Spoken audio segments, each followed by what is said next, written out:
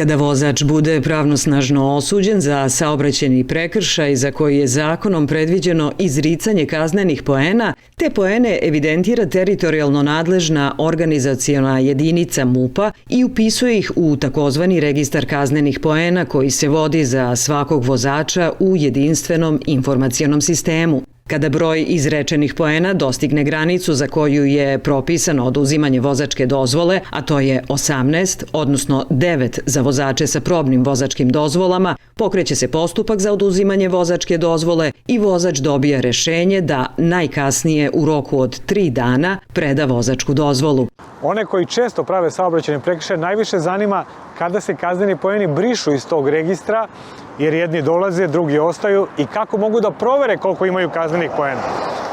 Ako sad dobijete recimo 2 kaznena poena, oni će tačno posle 2 godine biti izbrisani iz registra, to radi softver automatski.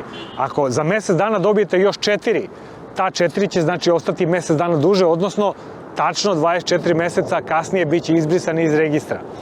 A ako želite da proverite koliko imate kaznenih poena, treba da se obratite lokalno nadležnoj policijskoj stanici, da popunite zahtev koji izgleda ovako i najkasnije u roku od 7 dana dobit ćete odgovor. Takođe to možete uraditi preko interneta, preko portala e-plati, koji inače služi za online plaćanje taksi i naknada koje pružaju organi uprave. Obaveštenje o trenutnom broju kaznenih poena u vašoj evidenciji dobit ćete najkasnije u roku od 7 dana, a cena ove usluge je 940 dinara.